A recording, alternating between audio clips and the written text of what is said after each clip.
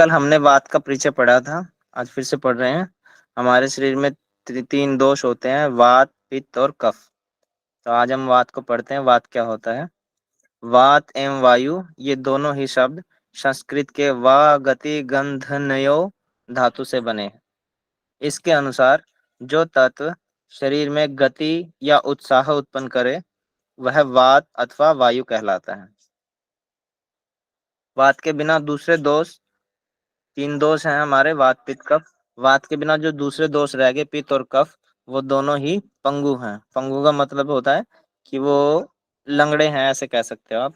उसके बगैर वो चल नहीं सकते, क्योंकि वात ही है जो इन दोषों को और इन मलों को अपने अपने स्थान पर स्थिर रखता है तथा आवश्यकता पड़ने पर अन्यंत्र पहुंचाता है, अंग तक पहुंचाता है। आयुर्वेद के अनुसार शरीर में सभी प्रकार के रोगों का मूल कारण जो होता है वो वात का प्रकोपित होने से होता है। कल मैंने वात पढ़ाया था जी आपको कि वात कहाँ पर बनता है, कोई बताएगा मेरे को? नाभि के नीचे सर, छोटी आंत। वो तो वात का स्थान होता है जी, वहां से तो वो चलती है। बनती कहाँ पर है, कोई बताएगा? यूडेना स्टार्टिंग में। पॉइंट। पेट में जजनियम के पास बनते हैं सर। पक्वाशय में सर। क्या बोले आप समीता जी? स्टमक का जो जेजोनियम का भाग होता है वहां पे जूसेस के साथ गैस बन जाती है। जब हाँ जूसेस मिक्स हो जाते हैं तब गैस बननी शुरू हो जाती है। हाँ, कोई और बताएगा उस ऑर्गन का नाम क्या है? जूजिनम बताया ड्यूडेनम बोल। इन्होंने। पक्वाशय ड्यूडेनियम ड्यूडेनम। ड्यूडेनम ड्यूडेनियम बोले मतलब हैं। सी शेप वाला। सी टाइप का होता है, सी नुमा होता है जी वो। और उसको बताते हैं कि राजमा खाने से वो अच्छा रहता है, और उसको ड्यूडिनम बोलते हैं। ठीक है, वो हमारी जो छोटी आंत होती है उससे बिल्कुल पहले का पॉइंट होता है। ड्यूडिनम के बाद छोटी आंत स्टार्ट होती है, वहां पे वॉल लगी होती है। और फिर जैसे छोटी आंत खत्म होती है वहां पे फिर वॉल होती है, वहीं पर अपनी वो होती है, अपेंडिक्स बोलते हैं ना शायद उसको। वहीं वो होती है, फिर वहां पे वाल होती है, और फिर आगे चल के वो बड़ी आंत से खत्म होती है, वहां पे फिर वॉल होती है। ऐसे जब फूड पाइप हमारे स्टमक में एंटर करती है वहीं पे फिर वॉल्व होती है, और जहाँ पे स्टमक खत्म होता है वहां पे फिर, और स्टमक खत्म होता है ड्यूडिनम स्टार्ट होता है, वहां पे फिर वॉल्व होती है, ताकि खाना वापस ना आ सके। जो मल बन चुका वो मल आगे ही जाए, वापस ना आ सके। ठीक है जी। Pylorus pinch. हाँ, नर्वस सिस्टम की सभी क्रियाओं का नियंत्रण भी वात से ही होता है, ये तो आप लोगों को पता है, प्राणायाम इसमें मेन है। वात में एक गुण है, योगवाहिता। योगवाहिता का अर्थ होता है अन्य दोषों के संयोग से उनके गुणों को धारण करना।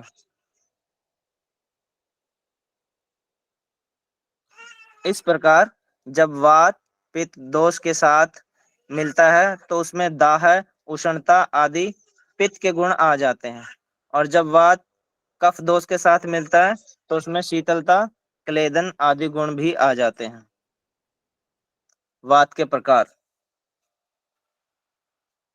यह वात स्थान व कर्म के भेद से 5 प्रकार का माना जाता है: प्राण, अपान, प्राण समान, अपान, उदान और व्यान। कोई मेरे को बताएगा प्राण कहाँ पर होता है हमारा? Chest region. हृदय में। हृदय में। हृदय चेस्ट रीजन प्रदेश। में। और समान कहाँ होता है जी? एब्डोमेन। नाभि। नाभि के। नाभि में। हृदय प्रदेश से नाभि के अपान, बीच में। अपान, कटी से नीचे लोअर गुदा। लोअर नाभि से नीचे। एब्डोमेन। हाँ, तो आप जो वात पढ़ते हैं ना, वात के वात कहाँ पर होता है, तो उसमें अपान वायु होती है। ठीक है जी। उदान, कंठ में। Head region. कंठ से ऊपर। कंठ कंठ से से ऊपर। ऊपर। व्यान, पूरे शरीर में। संपूर्ण शरीर में। पूरे शरीर में। संपूर्ण शरीर में। अभी मेरे को कोई ऊपर से नीचे बता सकता है इनमें से पहले नंबर पे क्या आएगा, दूसरे नंबर पे क्या आएगा? जी सर। पहले नंबर उदान। पे उदान आएगा, फिर प्राण आएगा, उदान, प्राण, समान, अपान और समान व्यान। आएगा, अपान आएगा, व्यान आएगा।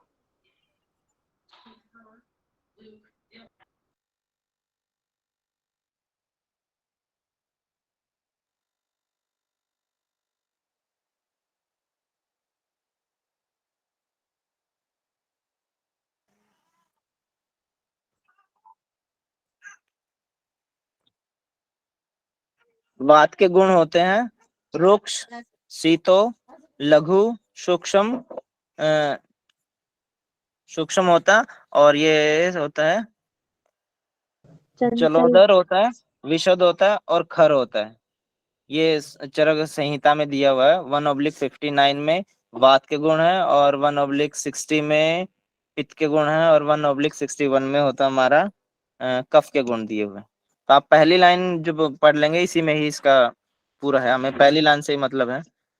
तो वात होता है वो रुक्ष होता है, शीतल होता है, लघु होता है, सूक्ष्म होता है, चंचल होता है, विशद होता है, और खर होता है, खर बोलते हैं खुरदरे को।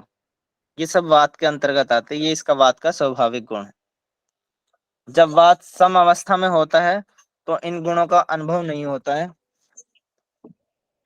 1 मिनट रुकना है।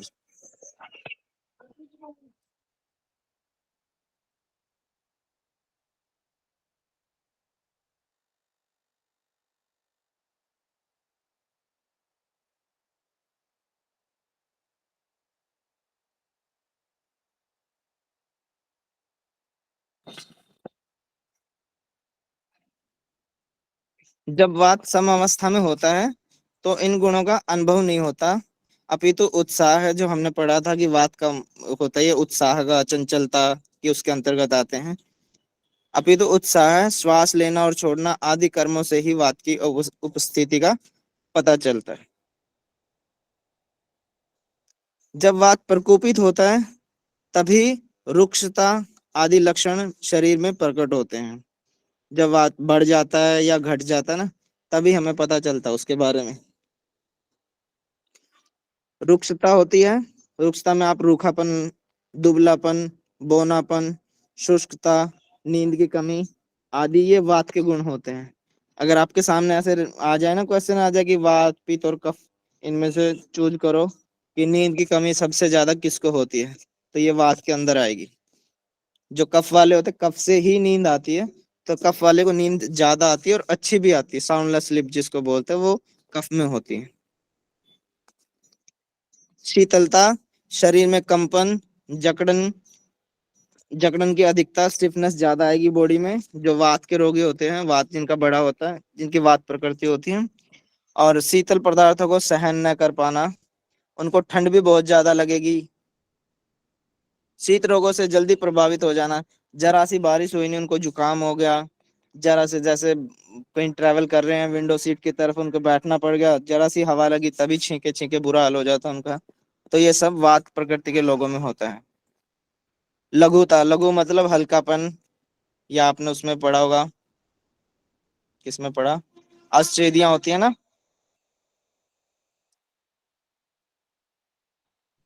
अष्टसिद्धियों अश्चेदियां पढ़ी है लघिमा ना आपने, गरिमा पतंजलि यश। योग दर्शन में पढ़ी होंगी, उपनिषद में भी हाँ पढ़ी जी, होंगी आपने अश्चेदियां। हाँ जी। लघुमा अणिमा जी गरिमा सर। गरिमा, लघिमा, गरिमा, प्राप्ति, प्राकामी, महिमा, ईशित, वशित।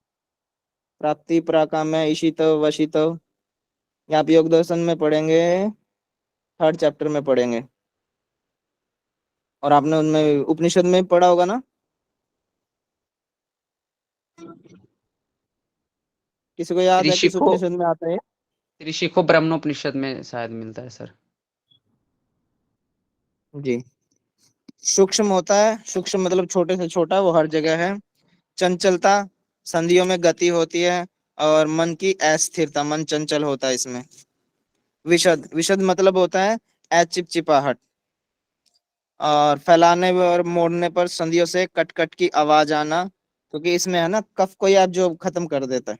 वात जब बढ़ता है तो कफ को कम करता है, तो वात जो बढ़ता है वो बुढ़ापे में जाके ज्यादा बढ़ता है। तो आप देखेंगे उन लोगों के घुटने जल्दी बोल जाते हैं, घुटनों में जब वो जो जोड़ के रोग होता है, अर्थराइटिस, ज्वाइंट्स पेन, उनको सबसे ज्यादा होते हैं। उन्हीं की आवाज, घट घट की आवाज ज्यादा आती है संधियों से। और ऐसे बैठ के 2 मिनट तो सीधा करने में भी सीधा नहीं हो रहा भाई। ठीक है, तो जो वैसे मैं बता दूं आपको, जो कफ होता है वो बच्चों में ज्यादा होता है, और जो हमारी एज है इसमें पित्त सबसे ज्यादा रहता है, और जो बुजुर्ग होते हैं उनमें कफ खत्म हो जाता है, उनमें वात बढ़ जाता है। बच्चे में कफ, जवान में पित्त, और बुढ़ापे में जाके वात। वो खर होते हैं, खर मतलब खुरदरापन, स्किन फटना ज्यादा हो जाएगी, ड्राइनेस बहुत ज्यादा आ जाती है उनकी स्किन में। आपने देखा होगा स्किन के ऊपर व्हाइट व्हाइट सा हर समय जमा ही रहता है, उनको कितना ही कुछ कर लो। ये आ गया। वात का मूल स्थान होता है वो पक्वाशय होता है, उसको ड्यूडिनम बोलते हैं। अन्न का जो मल भाग होता है जब पक्वाशय में पहुंचता है तो वात उत्पन्न होती है, और जो दूषित या प्रकोपित वात ही होती है। वात के प्रकोपित होने के कारण क्या है? वेग रोध। वेग रोध मतलब जो शरीर के अंदर वेग बनते हैं उनको रोकना। ये लास्ट क्लास में पढ़ा था आप लोगों को। जैसे कि हमें सनसनाहट हो रही है, मल की, मूत्र की, छींक की, उबासी की, तो और हमको रोक रहे हैं, तो वेग रोध को कभी भी रोकना नहीं होना चाहिए। लिखा है स्वाभाविक इच्छा को दबा कर रखना, इससे वात बढ़ता है। और अकेला वात बढ़ने से वो हमें अभी पता नहीं चलता, क्योंकि धीरे धीरे प्रोसेस होता है इनका। सबसे ज्यादा रोग किससे होते हैं? वात वात से। वात से। वात से। तो यहाँ देखो साफ साफ लिखा कि वेग को कभी भी रोकना नहीं चाहिए, चाहे वो आपकी छींक है, चाहे वो उबासी है, चाहे वो मल है, मूत्र है, जो भी है, वो कभी रोकना नहीं चाहिए। खाए हुए भोजन के पचने से पहले फिर से कुछ खा लेना। जैसे कि हमने अभी कुछ खाया, कुछ खा के आधा पौना घंटा हुआ नहीं, और तभी कोई हमारा कोई रिश्ता हो गया, पड़ गया, वहां जाके फिर हमने कुछ खा लिया। तो पहला खाना था, पहला जो भोजन हमने किया था वो पचा नहीं, और ऊपर से फिर दूसरा हमने लिया। तो खाए हुए भोजन के पचने से पहले फिर से कुछ खा लेना, उससे भी वात बढ़ता है। रात को देर तक जागने से, ऊंचा बोलने से, अपनी शक्ति की अपेक्षा अपेक्षा अत्यधिक शारीरिक श्रम करने से। श्रीमद् भगवद गीता में भी कहा गया ना, युक्ताहार विहारस्य युक्त चेष्टस्य कर्मसु युक्त स्वप्न बोधस्य योगो भवति दुःखा। ना अधिक सोने वाले को, ना अधिक जागने वाले को, ना ज्यादा परिश्रम करने वाले को, ना कम परिश्रम करने वाले को, इनको योग सिद्ध नहीं होता। तो और यहाँ पे भी देखो वही बात कही गई, अपनी शक्ति की अपेक्षा अधिक शारीरिक कर्म करने से वात बढ़ता है, और वात बढ़ेगा तो फिर आपको वो व्याधि की तरफ ही लेके जाएगा। आपकी साधना भी टूटेगी, आपकी पढ़ाई भी छूटेगी, और आगे आगे बहुत सारी प्रॉब्लम होती है। सबसे ज्यादा 80 रोग होते हैं वो वात से ही होते हैं, वो आपने पढ़ ही लिया है।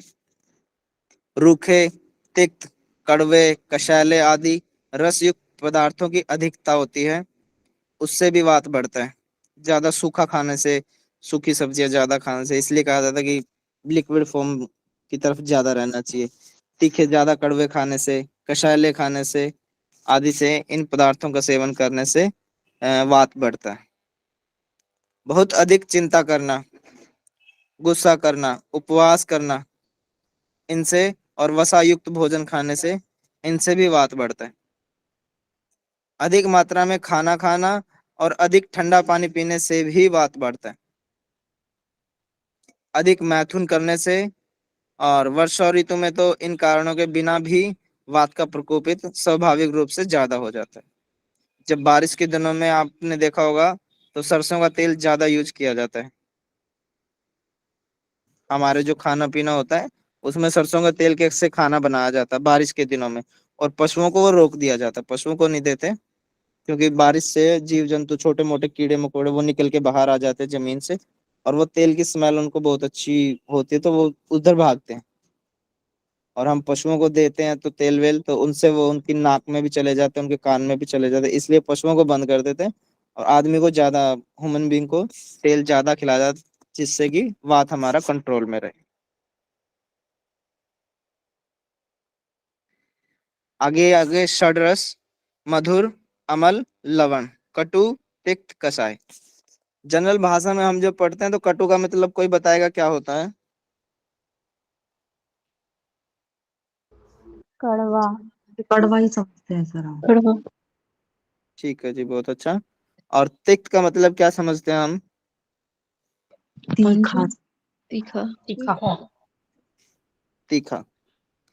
ठीक है, हम सब जगह यही पढ़ने में आता है, कटु का मतलब कड़वा होता है, और तिक्त का मतलब तीखा होता है। पर यहाँ दोनों उल्टे हैं, कटु का मतलब तीखा होता है और तिक्त का मतलब कड़वा होता है। सिर्फ आयुर्वेद में ये उल्टा है, बाकी सब जगह आपको जैसे आप बता रहे थे वैसा ही। तो जब आप मधुर खाते हैं, मधुर मतलब मीठा, अमल मतलब खट्टा, और लवण मतलब नमकीन। जब आप ये चीजें खाते हैं, मीठा खाते हैं, अमल खाते हैं, खट्टा खाते हैं या नमकीन खाते हैं, तो इनसे कफ बढ़ता है। ठीक है जी। और इसका अपोजिट कर लें हम, इनको स्किप कर दें, तो हमारा कफ बढ़ेगा नहीं। और आपने देखा होगा तो मोटा लोगों को मोस्टली इन्हीं चीजों का परहेज किया जाता है कि मधुर मत खाओ, मीठा मत खाओ, नमकीन मत खाओ। ठीक है जी। और कटु तिक्त कषाय, कटु मतलब क्या बताया था आयुर्वेद में? तीखा। तीखा। तीखा। तीखा खाने से, अभी आपने ऊपर पढ़ा ना, बहुत अधिक मात्रा में तीखे खाने से, रसयुक्त पदार्थों की अधिकता होने से वात बढ़ता है। तो इनसे बढ़ेगा वात, तीखा खाने से, कड़वा खाने से, कशैला खाने से। कशैला मतलब समझते हैं आप कशैला किसको बोलते हैं? जैसे सर आंवला का जो आंवला, टेस्ट होता है जामुन, सर। जैसे आंवला रहता है। हाँ, सिरका जामुन होता कह है, सकते हैं सर। जामुन हो गया, सिरका हो गया, जामुन आंवला आंवला। होगा, ना वो खट्टे होते, ना वो कड़वे होते, वो कषायले होते हैं। तो उनके खाने से वात बढ़ेगा। मीठा खाने से, खट्टा खाने से, नमकीन खाने से कफ बढ़ता है, लेकिन वात कम होता है। और कटु तिक्त कषाय, तीखा खाने से, कड़वा खाने से और कषैला खाने से वात बढ़ता है, लेकिन कफ कम होता है। समझ में आया जी? जी। कुछ डाउट तो नहीं है किसी को? No sir. फिर से बता देता हूँ, हमारे 6 रस होते हैं: मधुर, अमल, लवण, कटु, तिक्त, कषाय, मीठा, खट्टा, नमकीन, कड़वा, तीखा और कषैला। पहले 3 जो होते हैं, मधुर, अमल, लवण, उनके खाने से कफ बढ़ता है और वात कम होता है। इसलिए जो आदमी मोटा है उसको बोल दो कि भाई आप ये चीजें मत खाओ। जिनको कफ बढ़ा हुआ, ज्यादा खांसी होती है, उनको बोलो ये चीज मत खाओ। चिकना, क्योंकि मीठा होगा वो चिकना भी होता है, उनको रोक दो, अपने आप खांसी, अपने आप कफ उसका कम होता चला जाएगा। यह है कि जो कफ है वो आगे नहीं बढ़ेगा। अगर उसका जो कफ है वो बढ़ नहीं रहा, लेकिन जितना उतना ही चल रहा, फिर उसको वो चीजें खिलाओ जिससे कफ कम होता है। उसको कटु खिला दो, तिक्त के साथ खिला दो, कशैला खिला दो उसको। उनसे क्या होगा, या तो वो सूख जाएगा अंदर, या फिर उसका ऐसा है कि बार बार उसको स्पिट करना पड़ेगा और वो ठीक हो जाएगा। नहीं तो फिर हमारी कुंजल क्रिया है, वमन क्रिया है, वो है ही। इतना समझ में आ गया जी आपको? यस और नो? जी सर। सर मेरा एक क्वेश्चन है इससे रिलेटेड। जी बोलिए, बोलिए बोलिए। जैसे जिनको डायबिटीज होता है तो वो हाँ। सजेशन ही होता है ना, आंवला और वो करेला का जूस पीते हैं वो लोग। तो क्या वो जूस हम्म, पीने से भी फिर बात बढ़ता है? बात तो बढ़ेगा जी।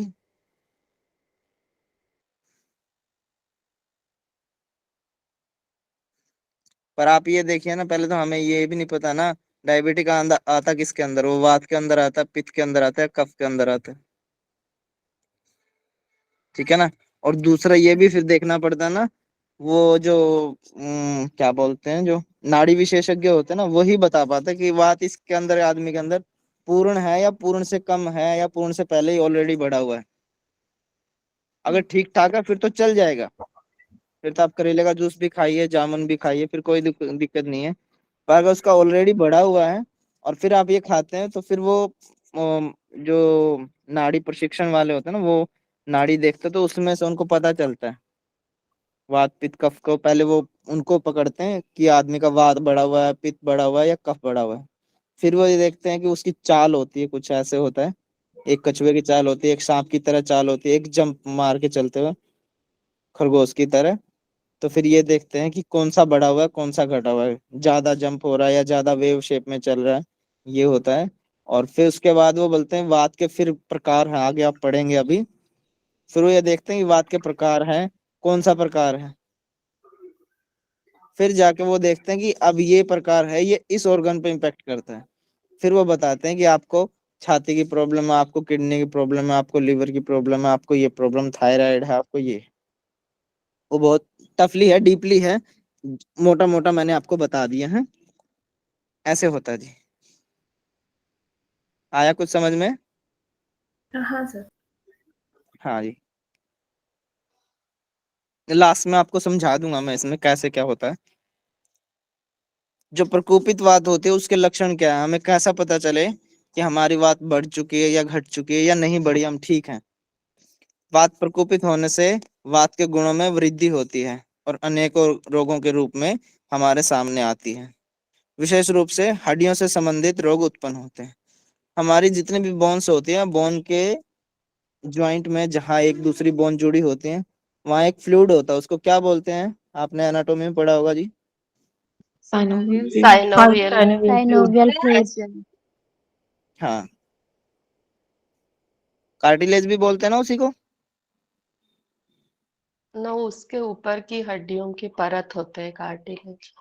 कार्टिलेज वो चिपचिपा होता है जिससे कि मूवमेंट अच्छे से होती है, और साइनोवियल वो भी होता है उसके अंदर। ऐसे ही हमारे स्पाइनल कोड के अंदर और जितने भी हमारे स्पाइनल कोड के बीच में डिस्क होती हैं, उनके बीच में हमें देखेंगे तो फ्लूइड होता है। जहां भी आप देखेंगे, चाहे आपके जितने भी ज्वाइंट्स हैं हमारे, एंकल के हो, रिस्ट के हो, एल्बो का हो गया, नी का हो गया, हिप का हो गया, जहां भी ज्वाइंट्स हैं उनके बीच में फ्लूइड होता है।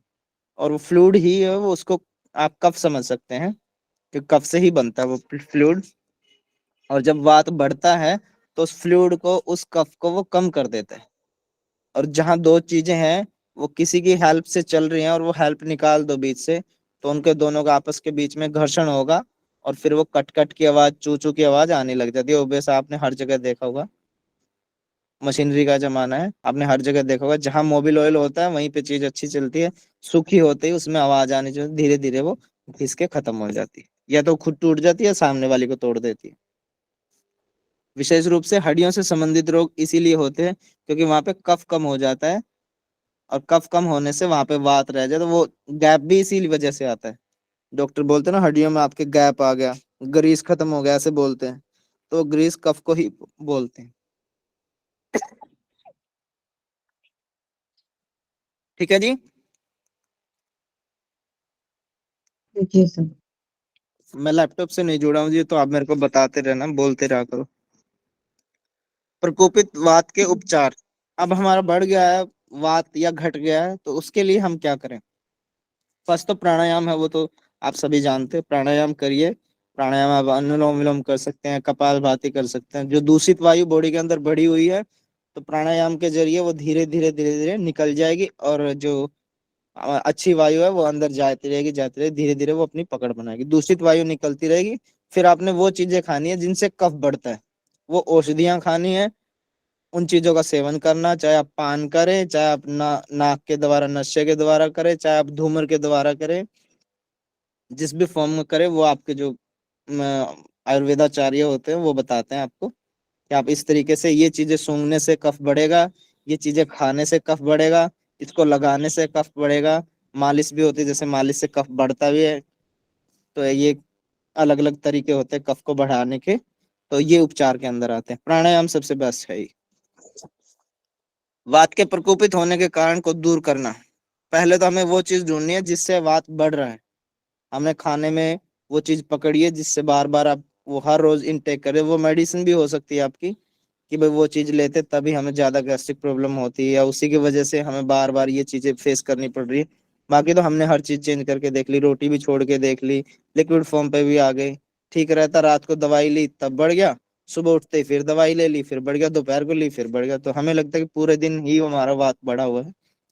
तो आप सबसे पहले उस चीज को पकड़िए जिससे वात बढ़ता है आपको, वो आप खुद ही पकड़ पाएंगे। जिसको प्रॉब्लम होती है वो खुद ही बताएगा, एक एक चीज को चेंज करेंगे।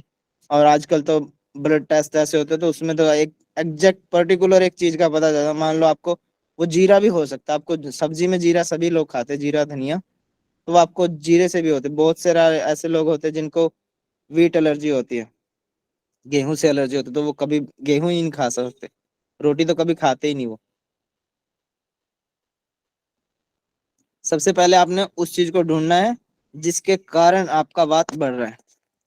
फिर दूसरा क्या करना है, अपने स्नेह पदार्थों घी, तेल, वसा, मज्जा आदि का सेवन करना है।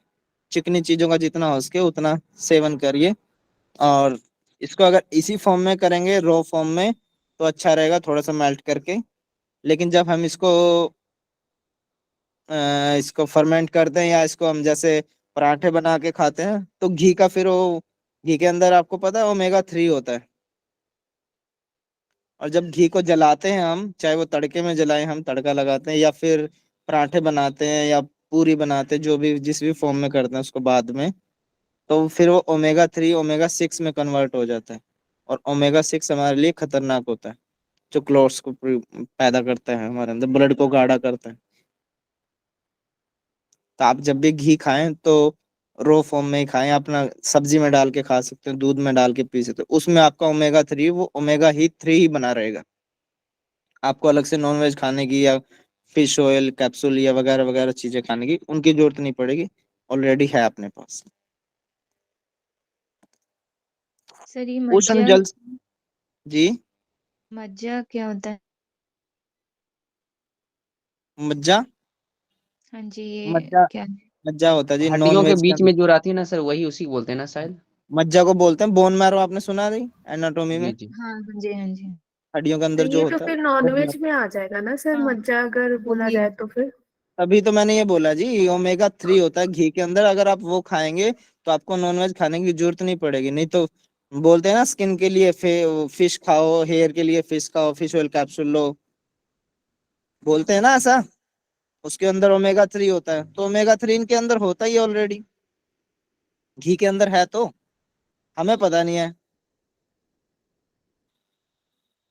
ये मैंने बता दिया आपको। अगर उसको घी को हम जला देते हैं, चाहे वो रोटी पे लगाने के बाद उसको तवे पे सेकते हो, पराठा बन गया, वो घी जल जाता है। और जलने के बाद वो घी ओमेगा 6 में कन्वर्ट हो जाता है, फिर हमारे लिए कोई फायदेमंद नहीं। वो हमारी धमनियों के अंदर जाके वो गाढ़ापनी, ब्लड में गाढ़ापन करता है, या जो हमारी वाल्व होती है उसका साइज को कम करता है, जिससे बीपी बढ़ता है और क्लोट्स बनते हैं। वो यही रीजन होते हैं। सबसे पहले बोलते तो है डॉक्टर, जिसको हार्ट प्रॉब्लम होती है घी छोड़ो, वो इसीलिए छोड़ते हैं, छुड़वाते हैं। नेक्स्ट है जी, उष्ण जल से स्नान करना। गर्म पानी से स्नान करने से भी जो हमारा वात है वो कंट्रोल होता है, उससे कफ बढ़ता है। और शायद आप लोगों को पता होगा या नहीं होगा, गर्म पानी में नहाने से, अगर आपका पानी गर्म पानी सिर पे गिरता है तो उससे कफ बढ़ता है। तो जब भी आप सर नहाएं, बाल भी सर खत्म हो जाती है शायद ऐसा। बाल भी खत्म होता है उससे। और आंखों के लिए देखो, सबको पता है गर्म पानी में आंखें, कोई फेस नहीं धोता, कोई आंखों को नहीं, आंखों पे बहुत ज्यादा इम्पेक्ट आता है, तो इसलिए हम उसको आंख को बचाते हैं। पर हम नहाते समय आंखें बंद कर लेते और गर्म पानी में नहाते हैं। पर अगर आप सिर को छोड़ के, आंखों को छोड़ के पूरी बॉडी को, आप देखा होगा आपने आयुर्वेद में वो देते हैं ना हॉट पैक कोल्ड पैक, एक बार गर्म ठंडा सेक देते हैं, एक बार ठंडी सेक, एक बार गर्म सेक देते हैं, उससे मसल्स बहुत रिलैक्स होती है, बहुत जल्दी रिलैक्स होती है मसल्स। तो ऐसा नहीं है कि ठंडे पानी से नहाने से कुछ नुकसान होता है, खांसी जुकाम होता है। बशर्ते ये है कि वो सिर पे नहीं गिरना चाहिए, सिर पे गिरने से कफ बढ़ता है।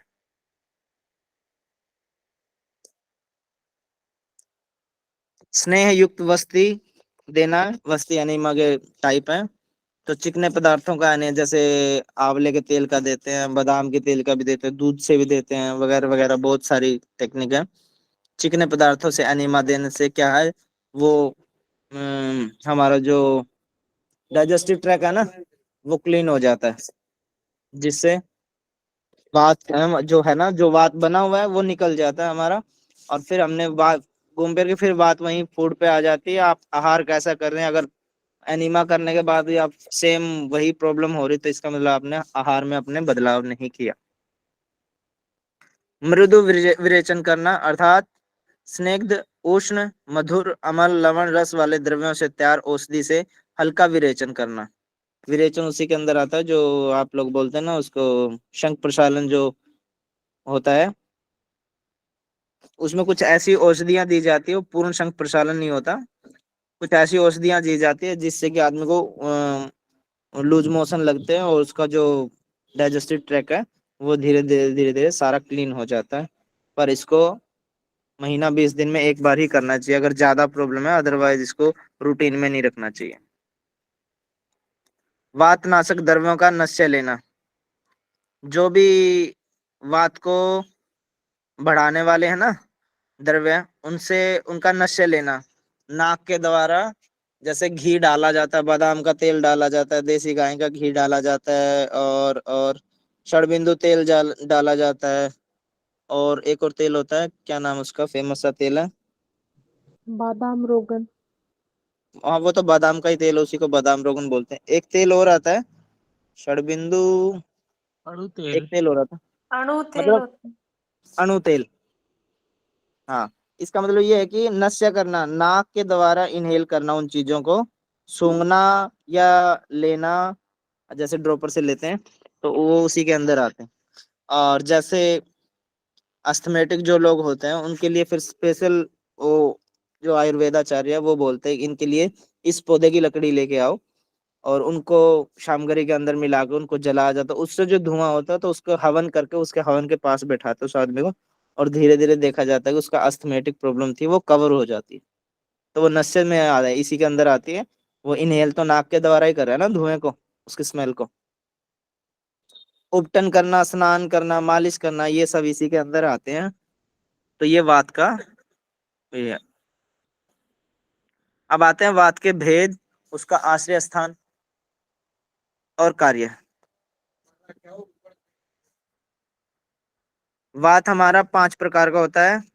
प्राण कह लो, इसको वात कह लो, प्राण, उदान, समान, अपान और व्यान। आप पढ़ते हैं इनका आश्रय स्थान क्या होता, कहाँ होता है। देखो मैंने बताया था जो नाड़ी वाले वैद्य होते हैं, जो नाड़ी देख के बताते हैं आपको क्या प्रॉब्लम, तो वो देखो पहले देखते हैं आपको वात पित्त कफ में से क्या बढ़ा हुआ है उनका। फिर मान लो उनको लगता है कि आपका वात बढ़ा हुआ है, फिर वो वात में 5 चीजों को देखते हैं, कौन सा वात बढ़ा हुआ है। प्राण वायु बढ़ा हुआ है, या उदान प्राण बढ़ा हुआ है, या समान प्राण बढ़ा हुआ है, या अपान या व्यान। फिर अगर मान लो प्राण बढ़ा हुआ है तो फिर प्राण में वो देखते हैं कि इस आदमी को कहाँ इम्पैक्ट हो सकता है। तो जीवा, कंठ, हृदय, मुख, नासिका और मस्तिष्क। फिर वो इनमें से पकड़ते हैं किसी एक चीज को, फिर वो आपको बताएंगे जी आपको कंठ में प्रॉब्लम है तो या तो आपको थायराइड है या आपको टॉन्सिल है, ऐसा कुछ है। तो ये थोड़ा सा ज्यादा डीपली है और इसकी अलग से विद्या होती है, सीखने पे जितना इसकी प्रैक्टिस करते हो उतनी अच्छी आती है ये। ऐसे नाड़ी जो प्रशिक्षण वैद्य होते हैं वो ऐसे आपकी नाड़ी देख के वो बताते हैं कि आपको ये प्रॉब्लम है। फिर उदान वायु का जो मुख्य स्थान होता है वो कंठ होता है, नाभि होता है और वक्षस्थल होता है, छाती होती है। फिर आ गया जी समान। समान प्राण के अंदर जो आता है वो आमाशय आ गया हमारा, और पक्वाशय आ गया। उसके बाद होता है जी अपान। अपान होता है हमारे बड़ी आंत, श्रोणी प्रदेश जिसको पेल्विक बोलते हैं हम, पेल्विस के अंग हो गया। पक्वाशय हो गया, इसके अंदर गुदा हो गया हमारा, टेस्टिस हो गया, मूत्रेंद्रिय हो गया, मूत्राशय हो गया, नाभि हो गया, बस्ती प्रदेश हो गया। अपान आप ये लगाओ एब्डोमेन से नीचे नीचे का एरिया, जंघाओं का रिप्रोडक्टिव सिस्टम जो हमारे होते हैं वो सारा इसी के अंदर आता है, रिप्रोडक्टिव ऑर्गन होते हैं। आगे आगे जी व्यान। व्यान प्राण जो होता है वो हमारे संपूर्ण शरीर में होता है और विशेष रूप से हृदय के अंदर होता है। सामान्य कार्य, प्राण का सामान्य कार्य क्या है। श्वासो श्वासोच्छ्वास की क्रिया होती है इसके अंदर, और मुख व नासिका के द्वारा बाहरी वात का शरीर में प्रवेश करा देना, धारण करना उस देह के अंदर उसको, और स्पिट करना, छींकना, ये आदि ये प्राण जो वायु होती है उसका काम होता है। उदान वायु जो होती है उसका काम होता है कंठ का स्वर एवं बोलना, श्वास को ऊपर की ओर लेके जाना, कार्य के लिए प्रयत्न करना, उत्साह देना, बल देना। देखो ये सब वात के ही काम है। फिर आता है हमारा समान वायु। समान वायु उसके अंदर होता है पाचक रसों के सक्रिय होने से भोजन का पृथक्करण, उनको अलग अलग करना, और उनका विभिन्न धातुओं जैसे रक्त रस, मांस, मद्दा आदि जो है, और मलों में वर्गीकरण करना उनको, और स्वेद वह, दोष वह जल वह स्रोतों का नियंत्रण करना। उसके बाद होता है हमारा अपान वायु। अपायन वायु के अंदर यही सारी चीजें आएंगी। मल मूत्र शुक्र पुरुषों के अंदर होता है आर्तव, महिलाओं के अंदर वेग न होने पर स्थिर रखना और धारण करना, और वेग काल में उन्हें जब जरूरत पड़ने पर उनको डिस्क्रिएट करना, निसर्ग करना। व्यान वायु होती है वो संपूर्ण शरीर में होती है। तो संपूर्ण शरीर में हमारे सबसे ज्यादा तो स्किन ही होती है, मांस ही होता है। तो पसीने की उत्पत्ति, नीचे झुकना, ऊपर बैठना, आक्षेप, निमेश उन्मेष, पलकों का झपकना होता है जो अप डाउन होता है, ये व्यान वायु के अंदर आते हैं। अब देखते हैं कि इनके बढ़ने से क्या रोग होते हैं, बढ़ने से या घटने से क्या रोग होते हैं। जब प्राण वायु बढ़ती है तो उससे हिचकियां बहुत ज्यादा आती है। कहीं को देखा आपने, वो 2 मिनट के अंदर 15 20 25 30 हिचकी आ जाती है उनको, रुकती नहीं है। वो आदमी पानी भी पी ले, कुछ कर ले, पर उनको हिचकी आती ही रहती है, आती ही रहती है। और डॉक्टर के पास जाते, डॉक्टर बोलते ये तो कॉमन बात है, ये तो सबको आती है, ये कोई बीमारी के अंदर नहीं है। तो उसको हिचकियां ज्यादा आती है, खांसी आती है, दमा हो गया उसके अंदर, जुकाम हो गया, और गला बैठना हो गया, मूर्छा होगी, भ्रमित होना हो गया, ब्लैकआउट होना, ये सब वात बढ़ने, जो प्राण वायु है उसके बढ़ने पर होता है। उदान वायु के बढ़ने पर क्या होता है, आंख, कान, नाक व गले के रोग ज्यादा बढ़ते हैं इसमें। समान वायु में अग्नि मंद होती है। इससे देखो, इसमें लगा ना आमाशय पकवाशय, तो पकवाशय मतलब गैस्ट्रिक प्रॉब्लम वहां बनती है, तो खाना न पचने की प्रॉब्लम बढ़ती है। तो अग्नि मंद का मतलब होता है कि उसकी जठर अग्नि है जो वो मंद हो गई है, उसकी जो डाइजेस्टिव सिस्टम था वो स्लो हो गया उसका, और वो खाने को पचाने में या तो देरी कर रहा है या पचा नहीं पा रहा है। अजीर्ण होता है, अतिसार होता है, दोषपूर्ण पृथक्करण होता है उसका, अलग अलग विभागों में अच्छे से नहीं बट पाता वो। अपान वायु, अपान वायु के अंदर देखो बड़ी आंत आती है, और यही आते हैं पेस्ट, गुदा आ गया, टेस्टिस आ गए। तो इससे रिलेटेड जो हमारे जो सेक्सुअल प्रॉब्लम होती है वो सबसे ज्यादा अपान वायु के बढ़ने पे या घटने पे होती है। तो इसके अंदर पथरी होती है क्योंकि किडनियां इसके अंदर आ जाती है। और जी, मूत्र कृच्छक हो गया, भगंदर हो गया, पाइल्स हो गया, फिशर हो गया, ये सब इसी के अंदर आती हैं। और जेंट्स में मोस्टली प्रॉब्लम होती है, एक एज के बाद प्रॉब्लम होती है। Prostate gland.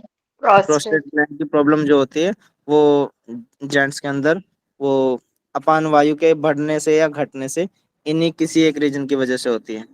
पाइल्स की प्रॉब्लम होती है जो, वो इन्हीं की वजह से होती है।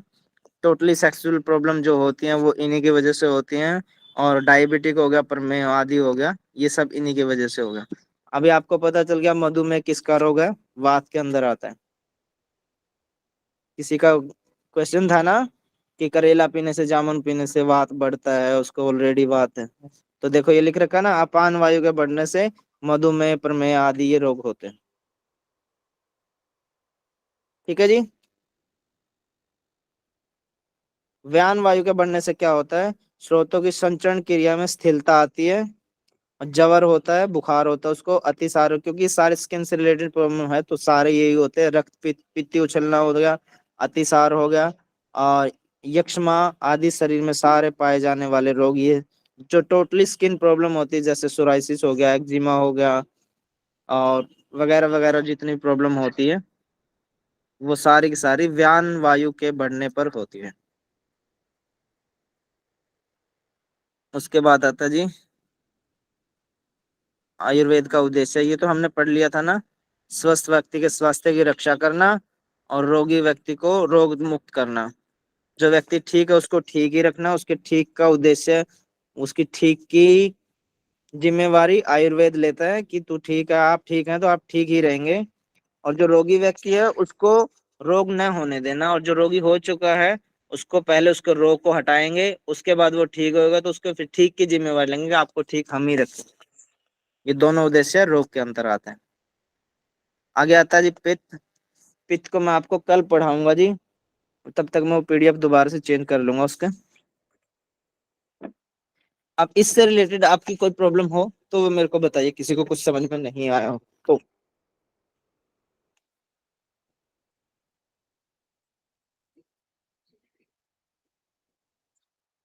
हेलो।